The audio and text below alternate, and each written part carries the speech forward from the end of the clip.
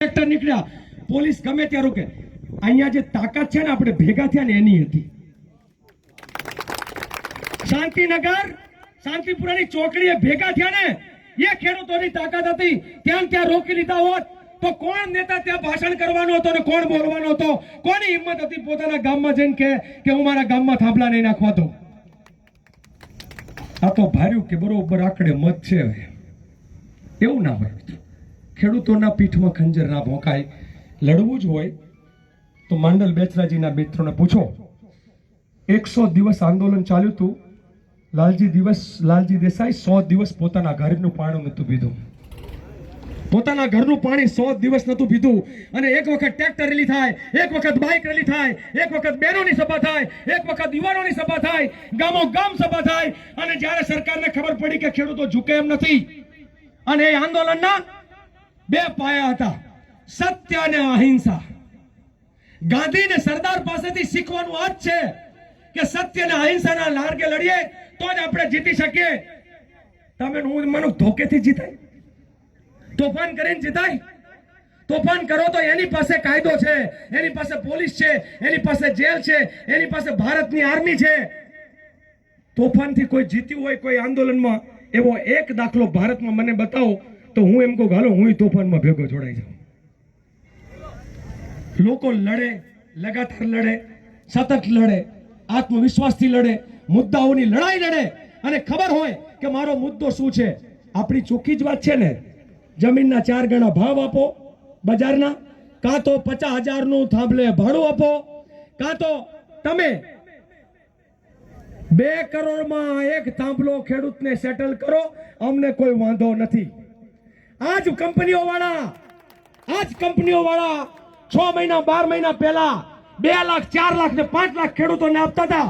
એ પાલ આંબલિયા લડે, એ મહેશ રાજકોટિયા લડે, એ લાલજી દેસાઈ લડે, એ જિગ્નેશ મેવાણી લડે, એ જયેશ પટેલ લડે અને અહીં બેઠેલા આગેવાનો લડે.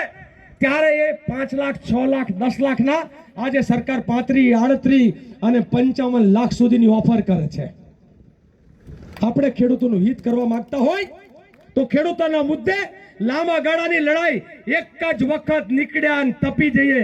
અમે તો કાલના નીકળ્યા છીએ, આ 6 મહિનાનો નીકળ્યો છે. કાલના નીકળવાથી એક દિવસમાં કોઈ યુદ્ધ ગાંધી પણ નહોતા જીત્યા, કોઈ ના જીતે. મિત્રો, આ લડાઈ લાંબી છે, લડવાની તૈયારી છે. મારે તમને પૂછવું છે કે આવનાર સમયમાં લડવાનું થાય તો મેં તો ઘણી જગ્યાએ કીધું છે કે જણનારીમાં જોર હોય તો અમે હુવેણીનો રોલ કરી શકીએ, પણ જણનારી જ કે મારે નથી જણવું તો હુવેણી કઈ કરી શકે નહીં. આ વાત જો તમને સમજમાં આવતી હોય તો મારી અને અહીંયા બેઠેલી દરેક નેતૃત્વની તૈયારી છે. આવનાર સમયમાં તમે કહો ને કે આવનાર સમયમાં પદયાત્રાઓ કરશું તો પદયાત્રામાં તમારા ભેગા ચાલશું. તમે કહો કે આવનાર સમયમાં ગામો ગામ સભા કરશું તો તમારા સાથે ચાલશું.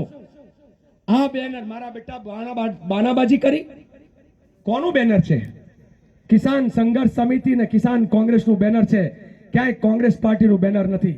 2 સંગઠનો લડે છે તો 2 સંગઠનના બેનર છે. ખેડૂતના મુદ્દા છે. ખેડૂતના મુદ્દે લાલજી દેસાઈ આજે કોંગ્રેસનો ખેસ નથી પહેરીને આવ્યો. પાલ આંબલિયા કોંગ્રેસનો ખેસ નથી પહેરીને. અહીંયા કોણે કોંગ્રેસનો ખેસ પહેર્યો છે?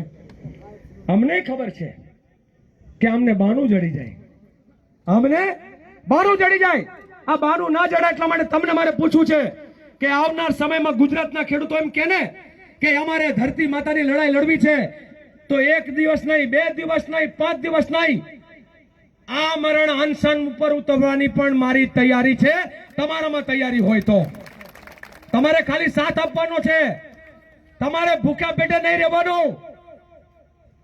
કઈક લોકો આપણા દેશ માટે બલિદાન આપ્યું ત્યારે ભારત માતા આઝાદ થઈ છે. એ અદાણી કે અંબાણી માટે કે પછી ગુજરાતના દલાલો માટે ભારત માતાને આઝાદ નહોતી કરી. આ ભારત માતાની, આ ખેડૂતોની લડાઈ જો લડવી હોય તો જરૂર પડે તો આ મરણ ઉપવાસ ઉપર ઉપરવાની તૈયારી અમારી છે. તમારી સાથ આપવાની તૈયારી છે એ કયો પહેલા?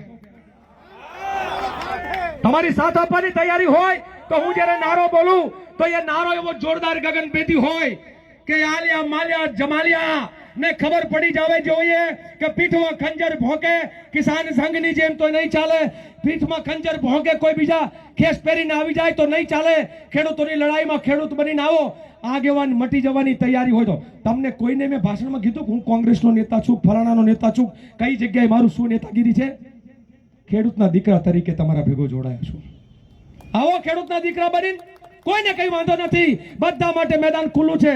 પણ તમે એમ કહો કે હું તો મારી ટોપી પહેરીને આવું, તમે એમ કહો કે હું તો મારો ખેસ પહેરીને આવું, તો મારે આ આંદોલનમાં કોઈની આપણે લોકોને પ્રવેશ નથી.